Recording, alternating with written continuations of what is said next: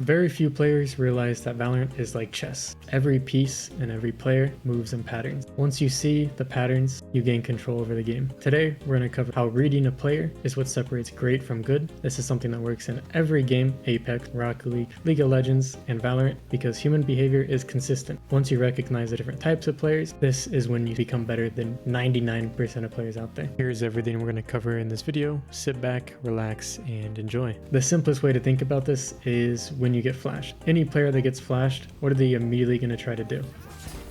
Run and try to hide behind cover. Another scenario that comes up is when time is low. So right now the time's going for 10 seconds. If I'm playing on site and I don't hear these footsteps coming, I know they're not going to the site. In this time, this Jett has no choice but to come to the site and plant the bomb. So that means you can swing out and either hide or get the kill for free. This is going to get more and more complicated as the video goes on. The next up, you want to think about pathing. So when you path into a site, where do players typically like to path? If we think about ascent, a lot of players like to go left side and go towards door. So this is where you can position yourself, for example, in a smoke, or you can position yourself in an off angle here or here for that player likes to path through door. This is how you abuse a player tendency. There's also killjoys that set up alarm bots and mollies for this door. There's also people who, when they hear people, or there's also people before they even go to the site, they pop the door and instantly break it, so they don't have this comfort when the smoke is up, and then they could position for like a flash through the smoke and peek out. There's a lot of different ways you can play around a tendency, and that's why they're so important to recognize. The most complex of them all, though, is knowing all the different paths in which a player can react. So at the beginning of the video, we talked about flashes, how when I flash this player, they're probably going to try to run behind cover. The other path that's available is when a player gets blinded, they can also try to shoot you. So let's say instead of hiding behind cover after this flash, they can now send a blink shot to try to kill me. This is why sometimes you see players who throw flashes. This is why sometimes when you see a player throw flashes, they swing wider than expected. This is to throw off that pre-aim. So to recap, anytime you flash someone, expect them to do one or two things: either run away or take the fight, and you just want to prepare for both those options. It's also really important for this pathing that we talked about, that if you do, for example, flash someone when they're out there, or use pretty much any sort of ability, that you understand that they're in this zone. So this is really important, not just for player behavior, but just understanding when your abilities do matter. And that's why playing off the pathing is so important, because this is when they commit to the site. You never want to throw a piece of ability when there's no players committed to the site. You can isolate the entry with like a molly, for example. You could wait for your teammates' contact in this corner before you chuck a flash to deny the person behind them trading them, but you never want to not chuck stuff when they're in this zone. This open space is key for everything. Basically any ability usage should be used in these spots, because if you flash someone when they're holding this angle, same as if you flash someone who's holding this angle, what are they just going to do? Hide right behind. So that's why that player behavior is so important, to make sure your abilities get value, and so you can't just get easily counterplayed. If you do that flash and they just hide behind here, right, what's the Jett going to do? Pop dash, re-peek most likely. I want to emphasize that this works for pretty much any ability in the game. They either fight through it or run from it. So if we throw like a molly main, right, we talked about this, they're just going to run from it. If I throw, you're going to see later in this video, I throw this wall here, right, this player here can either decide to fight for it or run from it. Let's say we nade a main, it's the same exact thing. They either fight through it or run through it. You one-way a main, what do? They either fight through it or they run from it. So it's really important to understand which of these options is available. So when you hold something like, let's say the smoke, you know if they want to fight it, right? What do they have to fight it? Do they have like rain of flash? Do they have like a Jett smoke for under it to cancel the one-way? What is available? Also, check out my STD. Hey, you asked for it, not me. STD is a private community for players who actually want to get better. Join us during live coaching seminars, community coaching sessions, and unlock over 100 exclusive resources to improve faster than ever before. Limited spots are now available, so visit Slayerkey.com if this sounds like something for you. Otherwise, enjoy the video. When it comes to certain types of players, you can also find player tendencies. For example, I'm playing Phoenix. Let's say I want to execute onto A, and every single time I go A, I throw this flash around the corner. I throw this flash around the corner, and then I run up site, and I flash this corner, and then I run up site and clear the rest of the site. So this becomes really predictable to the player. So if the player A recognizes this tendency, they can easily play to counter it. They can throw one way here, they can hide here and play counter flash. So they flash, they're now coming on the open. We throw throw a flash and we can peek into it. Or they could example like play in the A main smoke of like a shorty because this guy's running up with the flash. So there's a lot of stuff you can abuse when you look for tendencies. There's also a lot of tendencies for ultimates too. One thing we all know is that Phoenix's ult is always in a stationary spot, and he usually does it like around this area, right? Usually ults are right before the place he's going to entry into. So knowing he's right around the corner, you can do the same exact thing where you're like hiding inside this smoke with the shorty. You go for a peek, shorty that guy, and then duck back or go for his teammate, whatever. Or you do like a Sova ult or Brimstone ult that's ready for that position. There's a lot of ways to counter ults that are very predictable. You can replace the Phoenix ult with like a Sova drone with a ISO ult, and you can also just not do the ult and instead do like a fireball from where you think he's playing. Okay, speaking of fireball, also consider this ability. This ability is replaced like 100 times throughout the game. There's Brim Molly, Killjoy Molly, Fire Molly. So it's a very predictable, or it's a very repetitive ability, and it's really important to recognize how players play around it. And there's always 3 options is the way I think about it. So the really dumb player will just sit in the molly, the smart player will try to run out of the molly, and the genius player will find the small corner they can hide in where the molly won't hit them. So this is something you can use to predict player behavior. For example, if there's a lot of Phoenixes that know this like one-way lineup here that lands here and goes main, and sometimes this molly won't actually cover the entire area, and as long as this Phoenix that's peeking this area is aware of that hole, they can know that this molly will block off here, so when they count they just have to clear this and then they can check that corner, or they just have to recognize that this could have a hole in it and make sure they do the lineup right in the first place and not be an idiot. There's a lot of abilities in the game that you can read into. I'm going to cover Phoenix in depth because I think of a lot of his abilities apply to different things. He has a flash, he's a molly, he has an ult that forces you to stand still, and the last one is the wall. So deny intel abilities are really important to pay attention to for how players play around. So if I throw this wall here, right, I could secretly walk into wine. I could also walk up and throw my flash. I could also walk up and throw my flash through this and surprise anyone waiting outside the wall. I could also use it just to isolate like half of this site, for example, if I wanted just to run up with this, and I could clear the site this way. And if someone's holding this wall, they have to recognize that this is a player tendency for someone to walk through this wall, so they can't hold from this position. They have to go to a position where they can counter it. Let's say they go up here and like hold the edge of the wall and then come out and catch the player once the wall drops. So it's really important to understand like when you're denied intel, how to respect that denied intel, because it does create a lot of threats on this area. You can't just sit here and hold and expect it to work. So you could like counter it with an ability like this, but if you're playing from this position, you're probably just giving up the space or holding like a farther back angle like here. So you're respecting the space a little, but you're not exactly contesting the entire thing. You're probably playing from like back here, and you're just seeing, do they cross this line? And then once the wall drops, you kind of say, okay, they didn't cross this line, I can slow this down. Maybe I flash this corner just to make sure they didn't go here to here with this wall. So it's really important to understand like what you give up, what players have available to them, because again, it's just like a tree. This is a lot of Valorant.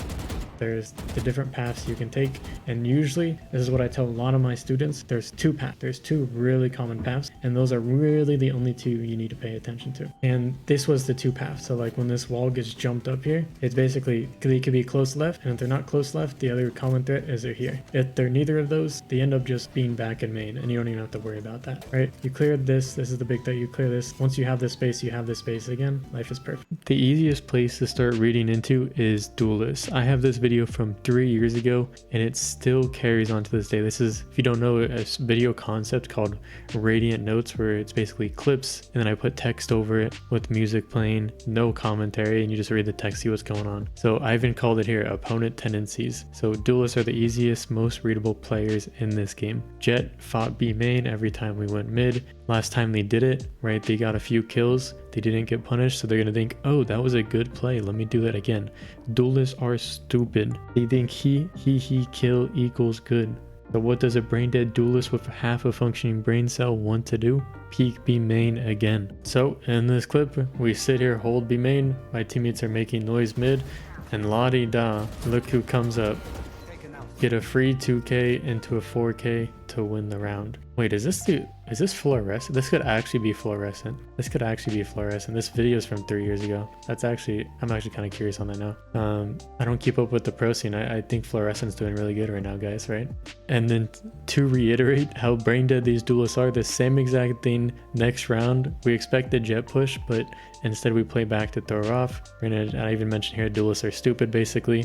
So instead of just holding B main, I hold back here B main, duelists lose a kill, their egos exploded, they don't know what to think of themselves anymore. They're supposed to be a top fragger, best player, wouldn't convert 100% of fights, and they don't do it, and they're like, oh, I need to do it again. So my teammates fighting mid, and lo and behold, look who's sneaking up B main, thinking they're gonna get another free kills.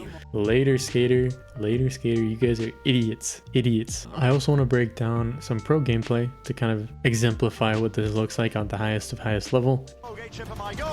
And there it is, the return of the fight. So this is Buzz. Buzz is now in a 1v3, just killed the Viper, and we look at the players that are left. So KO's left, Jet's left, Harbor's left. So what kind of abilities can we expect? What's the player behavior we expect?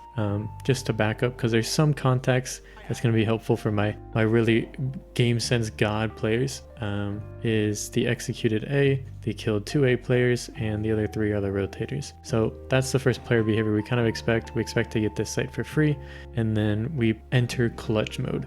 In clutch mode, you usually try to isolate one danger, just to give yourself a bit more space. Now that he's planted the bomb, as you can kind of see in the minimap here, there are 3 threats that are coming up. This one, and this one. And this is why isolating a danger is so important. Whether you go here, here, here, or here, just because you need some space back, you need some room to breathe. You can't be shot by 3 angles at the same time, especially in pro play. They'll do that to you easily. I say that, but this is a clutch at the end of the day, so we all know what the end result is. You can see being very careful of flank here. KO spotted, right? What can we expect a KO to do in this position? They silent walked. They got information of us there. We got information of them there. What are these players going to want to do now that they know we're A main, right? They know we're not like pushing spawn, for example. They have better intel. Here's some footsteps here. Gets the 1. Expects the KO to reswing after the trade. Completely prepared for that flash. You would never dodge a flash unless you're expecting a player to throw it. There's some like science behind this, but like if you expect something, you're more likely to respond to it quicker. I don't think that it needs science to really say it. I think we all understand that. So if you expect the flash, if you expect your enemy to throw a smoke, it'll allow you to prepare for it before it even happens. This is so crucial, especially when you're versing these flash agents. Nice turret to kind of reset the situation. He throws the smoke. Why does the Jet throw the smoke, we ask ourselves? Oh, they could be pushing up. Notice how he holds a back angle instead of continuing to hold like in front of his turret and where the turret could be holding. He recognizes this could be smoked. He says, what do Jets like to do against the smoke? Why would they throw this smoke? Is she gonna tap the bomb? Well, there's not much I can do about that here. Is she gonna push up? Oh, maybe. Let me isolate that danger and hopefully she doesn't do that. And that allows him to win that clutch. Good job, Buzz. Bad job, other team. SMH, you guys stink. I wanted to also take a regular VOD, so I just searched up Valorant Pro VODs, found this one by Nats, skipped around for a few rounds. I just want to talk about what type of stuff's going into this round. So player behavior, why do we throw certain pieces of util, is really important to think about. So why do we throw this cage? It allows us to scale up more safely and toss our camera to contest this A space. Now someone heavy contested this, they sat here, they spammed the smoke, they shot the drone. And so this tells us, hey, this player's behaving really aggressively. We're alone here. Maybe we choose to contest, depends on how the rounds have been going. Right now these guys, you can't see it, but they're 4-1, so they're not really having trouble. And then we end up getting a pick mid, and so it's like, oh, well, we don't really need this space. We don't need to go more aggressive. They already know that we're lurking, so we're kind of a predictable player right now. We're also a player who most players would expect is isolated, right? If I told you there was a lurker there and they're completely alone and to fight them, you would be like, yeah, I should fight them here. So lurkers are usually alone. That's another player behavior we can look into. He ends up holding A for about 10-15 seconds, and his team comes back and they re-hit. They broke a cypher cam that was placed there in the meantime, and now they can just hit the site.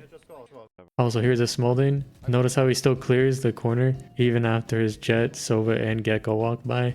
Even in Radiant, sometimes you don't clear these corners. Even in Radiant, they still don't do it. So it's good to always have the habit. I know a few Browns people are like, oh, these stupid hackers.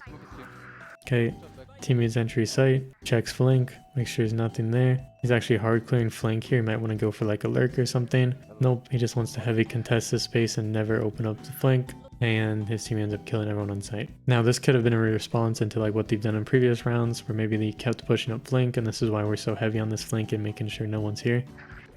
Or maybe he just wanted to scratch his nose this round and not really do anything. If we actually just stop here and think about this retake, we could start to look into like, okay, what could they be using on this retake? So they have breach, they have raise ult, so they'll probably like a breach stun into raise ult.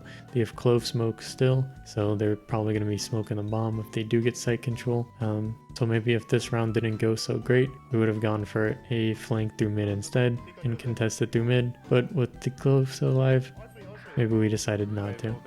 Mana sit on the race, mana sit on the race.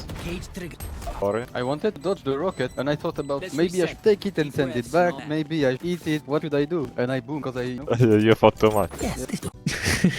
And there you go. Easy way to think about implementing this into your game is to look at ultimates. So what ultimates are available, what's in rotation, so you can predict it. In this scenario, we have an ISO ult and a Euro ult available. If you're this Euro and you know how to counter also ISO ult and you're expecting it, as this Euro is, just holding the decoy, when I use my ult go, he can just chuck the decoy and it'll completely counter my ult, or instead I'm fighting a decoy and there's not any actual player. So they just counter my entire ultimate with one ability. And this can go the same for like a Brimstone ult on Phoenix, or using like a Killjoy ult, or like positioning for a Sova ult to go from like here to A main early round. There's a lot of really like niche OP spots, and that's why I really suggest to a lot of players, even if you're new to the game, you can always experiment with agents, but you should try to master at least one and build up your understanding, because there's a lot of niche scenarios, and finding those niche scenarios on like certain maps gives you the biggest jump on your opponents, knowing how players like to go through A main, knowing that the Phoenix is likely going to ult through A main, knowing that they have Killjoy ult and they might use it A main, because B, you know, we have Sova, or B, we have like our duelist always contesting, just whatever reason. Or if they do go B, you could also ult it from here as well. So it really doesn't matter, it's just important to find that player tendency, start with the ultimates, go from there, ask yourself what's the obvious move here, and then plan to counter it. What have they been doing, or what do players like this tend to do? Behavior reading isn't some fancy trick in my opinion, it's just a mindset shift. It's asking yourself the right kind of questions. I don't think you need to have perfect aim in this game. I think you just need to be 2 steps ahead of your opponent. Anyways, that's it for this video. Thank you to Andy for joining, a random person from the Discord, helping out with this video. Be sure to like, comment, subscribe, and all that jazz. I'll see you in the next one. Bye